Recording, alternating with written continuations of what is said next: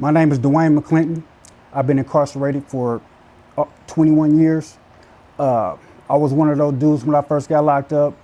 I was running amok in here, doing my little gang banging thing, and but like 2017, I ended up, turning my life around, and but since 2005, I've been studying a lot of personal finance, real estate, taxes, estate planning, and all kind of other different books. So this last IMU trip that I had, I created a financial curriculum that I decided that I want to bring to the OSP community. I was talking to Sunquest when I was in there, letting them know like what my idea was, and he told me he'd get me back over here, as long as I stay out of the way and, do what I told him I was gonna do. And I've been doing it. So feeling real good. I'm gonna just finna wrap up the third class tomorrow. We have graduation. So it just feels good to be able to bring something like that to the OSP community. So today, I'm doing an interview with Aaron G. He was like one of the first participants in my class. So today, I would like to introduce y'all to Aaron G. Aaron G, how you doing today? Sorry. Man, I'm all right, man. I'm feeling good about this, man. Yeah, that's good. Well, since you were like one of the first persons to take my class, what do you like about the Uhuru Southside Financial Program that I created? It's an abundance of things that I like, but what really resonated with me was that you took the time and the effort, bro, to give us something better, man. I've been incarcerated 18 years, and I've been in the streets since I was like 12 and 13. Yeah. And coming up, nobody ever gave us no type of game like this, as far as something that's positive, something that's, fruitful, something that we can give to our family as a legacy, man. Yeah. And that's what really stood out to me, man. You know what I'm saying? And I want to thank you for that, bro. It's a blessing. Yeah, man, appreciate that. You know what I'm saying? I had to, like, I was one of the dudes, like, when I first got incarcerated, you know what I'm saying? You know how, like, you see the movies, you see people, like, older people helping the young people, you know what I'm saying, like older black guy. I have never, since I've been locked up, I have never had an older gentleman, like a black dude, you know what I'm saying, white dude, anybody, like to come up to me and like teach me some like stuff that I can use, like, you know what I'm saying, later on down the road, like personal finance, real estate and stuff like that, man. So what I did, I had to do it all myself. And I didn't want to be like how like they have been treating us, you know what I'm saying? Like, you already know, like I know. We see people out on the yard, what they do. They play dominoes all day. They play cards all day. You know what I'm saying? So I just wanted to be the one to take the time to actually educate us, you know what I mean? So, like when we get out of here, we have more tools to utilize, you know what I'm saying? That was like pretty much my main reason why I created this financial literacy program. All right, how has the Uhuru Southside Financial Program help you specifically? Well, it really helped me really on a mental scale, bro. Like my thought process, my thought pattern changed. I come from criminal behavior, criminal thinking. And prior to taking your class and prior to even having discussions with you about finances, it was always a thought in the back of my head that I got to do something illegal to get some money. Yeah. And we come from that. It's the only thing we know, and that's true. But now I know something different, bro. And man, I'm telling you, opened up something different. You know what I'm saying? It make the world look different. Now I know what I've been doing has been minute compared. You know what I'm saying? On a grand scale. You know, so yeah, that's what I got out of it, bro. Okay. Well, in my class, you learned that there are 3 forms of income. What are they, and how are they different from one another? Well, the 3 are, it's ordinary income, it's passive income, and it's portfolio income. Now, ordinary income, unfortunately, is what my mama is receiving right now. That's income from being an employee. It's also the highest tax income out of all 3 incomes, which is crazy. it's like my mother working 4 to 6 months out the year for free. Yeah. Passive income is basically income that come from real estate, which they say 85% come from that. But you could be an author and receive royalties. You could be a musician and receive royalties. And portfolio income is income that's basically from stocks and bonds, commodities, things of that nature. Paper assets. Paper assets. Yeah. Correct. Yeah, you're right. In my class, we talked about tax liens and tax deeds. What's the difference between the two? Well, the difference between the two is tax liens, you can yield a higher amount of interest on your return of investment. You know, anywhere from 8% to 24%, varying on the state. You know, everything is different, which is better than putting your money in a bank. You know, a bank is like what, 0.11 or 1%. You know, real it's low. Yeah, it's real low. A tax deed is basically you putting your money down and really acquiring the title of the home for lower than market value. So say a delinquent homeowner owes $20,000 tax liens on a $200,000 home. You pay that $20,000, you receive that home. Yeah. You So know? so you making like a huge little profit right there. Yeah. A huge return on your investment. Smart. That's why I like real estate. For sure. What is an accredited investor? Well, the Securities Exchange Commission Act of 1933 defines it as an individual that makes $200,000 or more annually, a couple that makes or has $300,000 or more annually, and an individual that has a net worth of $1 million. So in a nutshell, it's people that make more than the average. Yeah, correct. Yeah, I like that. What did you like about the loan agreement section that I put in the financial curriculum? What I liked about it, especially for individuals like you and I, is that we can have our family members loan us some money right now, show them our plan, get it on paper, let them know, you know what I'm saying, how we gonna pay them back, what interest we gonna give them, and secure this capital right now. So when we go home, we can get, we can already be up and running, you know. So the loan agreement is very imperative. Yeah, it's, you know what I'm saying, it's another option. Like a lot of people don't even think about that. Like if you have a family member out there who wants you to do better, you know what I mean? You can go to that family member and be like, look, I got this plan right here. I need $50,000. You know what I'm saying? Can you do a loan agreement with me? You know what I'm saying? I give you like what, 1% or 2% interest on your return. You know what I mean? So that way you can secure the capital to go ahead and make your move without having to go back out there into them streets, getting caught up, you know what I'm saying, and potentially ended up back in prison trying to get to where you really want to be. Right. You know what I mean? So there's a section in the financial literacy about banking. What do you think about that section? Well, banking, what really intrigued me about it is some big boy stuff. This is big boy move, power moves.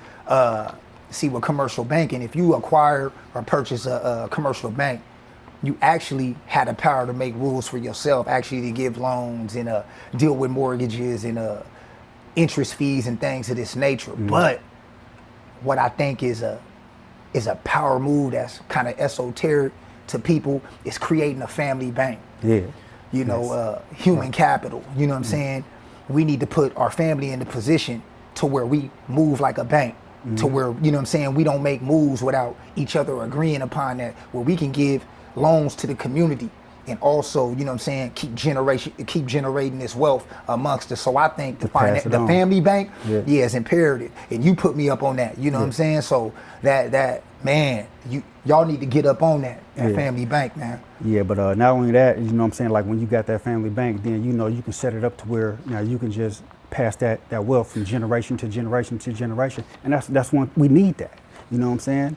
We really need that. So that's, to me, that part about that book, how I broke down, you know what I'm saying, the human capital and, you know what I'm saying, stuff like that.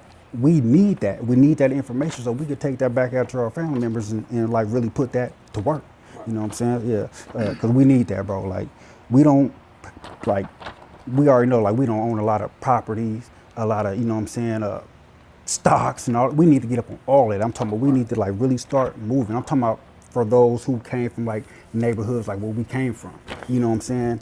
We just been so used to doing all the negative stuff, man. We wasn't even thinking about stacking money to, you know what I'm saying, invest it in buying businesses. Man, we're just living day to day, you know what I'm saying, just to try to make it, you know what I'm saying? But as you get older, man, you got to like think and move different, you know what I'm saying? We can't keep moving the same way, you know what I'm saying? And like some of these gentlemen here got kids, you know what I'm saying? You got to create the life that you want for them. You know what I'm saying? You can do that if you got financial literacy, you know how to like make money and invest it. You know what I'm saying? You gonna secure a better future for them. And that's another reason, like I said, why I put this curriculum together. Because you gotta think, like a lot of the dudes that who participate in the class, we all come from the streets, man. We all come from the streets. And I get kites a lot about, man, I really appreciate, man, you starting the class, man, you taught me a lot in a short amount of time. You know what I'm saying? That's the good thing about it, because they getting like everything that I learned since 2005, they getting into like a little, you know what I'm saying, like a little stack like this and just soaking it all up, you know, asking questions and like thinking and they wanting to move different. And that's cool. All right, estate planning is the last part of the Uhuru Sasa financial program. What did you learn about that? What did you like about that the most? What I liked about the estate planning is that we need to know what we gonna do after we pass away. Mm-hmm. You know, and with black people, we normally don't have a plan. Mm-hmm. You know, we don't have wills, we don't have lawyers or anything to go on and pass on to the beneficiaries. Yeah. Mm-hmm. You know, and if we don't, you know, we get caught up in probate court. We get caught up in a whole bunch of things to where the money end up getting took by the state or just be laying in some type of escrow. So, you know, we need to not only secure wealth while we living, we need to know how to pass that after we die. Mm-hmm. You know, and estate planning, I think, is imperative too, you know, so we can keep this wealth generating throughout whatever to after we gone, you know, so, yeah. Okay, no matter what, a person should have what before they die? It's like we was just talking about a will. Yeah. You don't want to be intestate. Intestate means a person that don't have a will. Mm-hmm. You know, so yeah, you need a will. Got to have the will. At least the bare minimum have the will. All right. What is the purpose of creating a living trust? Well, the main purpose is to have an effective and efficient way to transfer whatever assets you got or whatever business you got to whoever you choose to.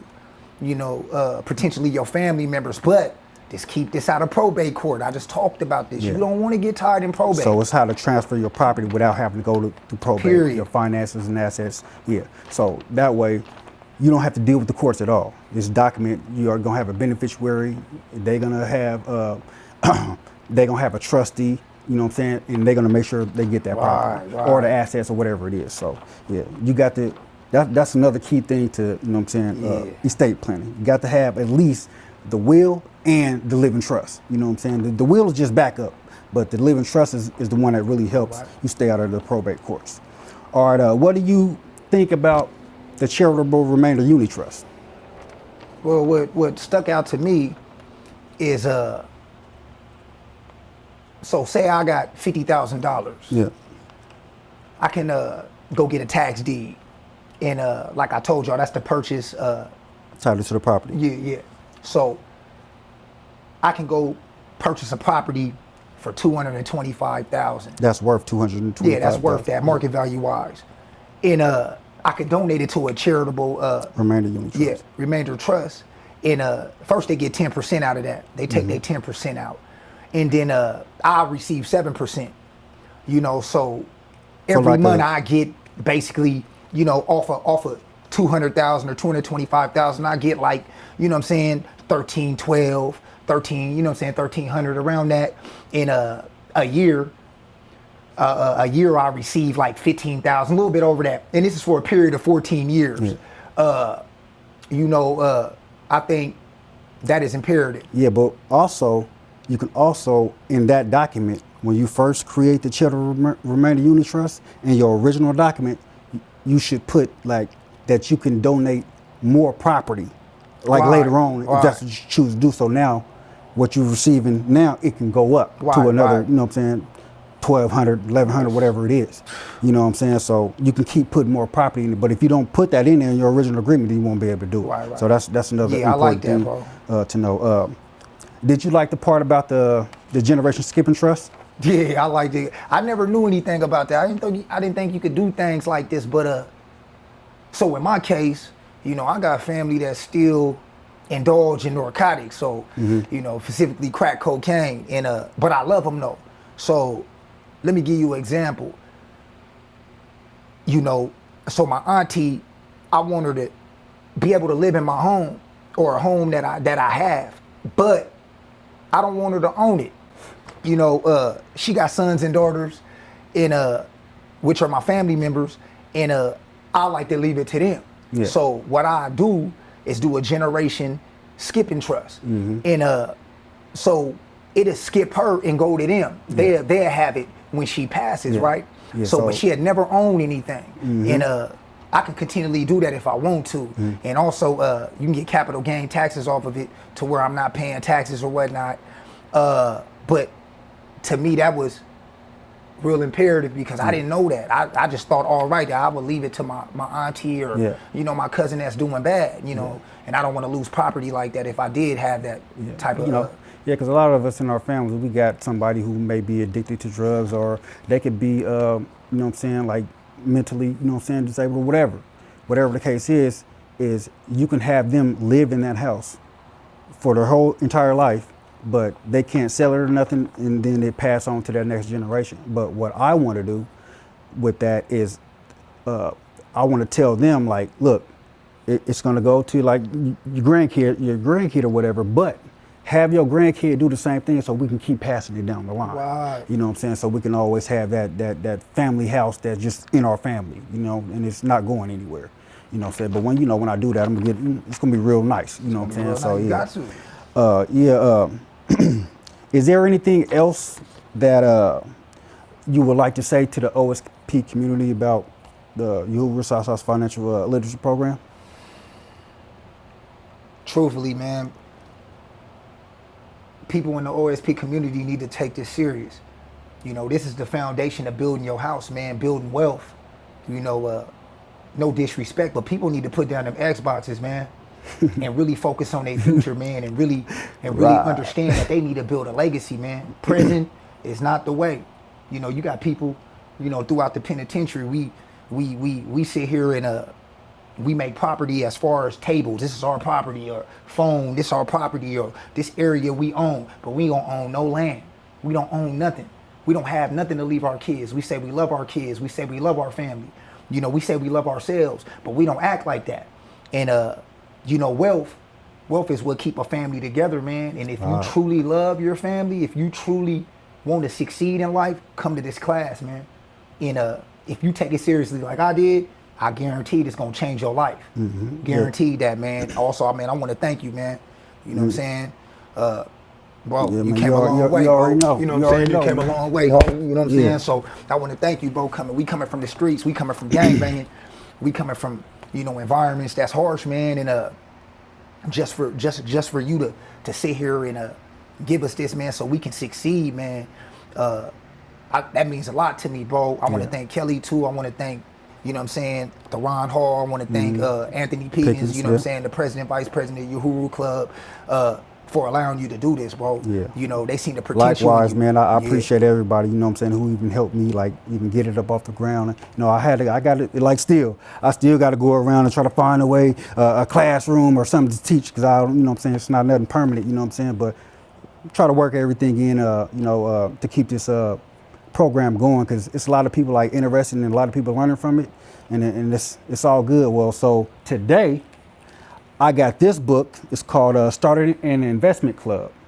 Well, I'm gonna incorporate this into the financial curriculum too, because it gives you good game. Like, you can put like $1,000 down, you know what I'm saying, to join investment club, and then pay like $50 a month, you know what I'm saying, just so you can be out there like talking to other people who's like investing in various things, and you can learn a lot from them. And it's like, even like the book was saying, it's like every day you're gonna learn something new. And if you want to get out there and really be about money, join an investment club and start, you know what I'm saying, rubbing elbows with different people. You know what I'm saying? So you can get to where you want to be. And with that, I'd like to thank everybody. Like I said, Anthony, Pitt, Kelly, for even giving me the idea to do the video so I can reach more people, because I wasn't doing that at first. I was just like, you know what I'm saying, talking to people like on the sidebar, like, oh, I got this class. And but I haven't really been putting it out there like that. So, but now anybody's welcome to sign up for the class. Just send a kite to Uhuru Sasa, and we got you. All right, thank you.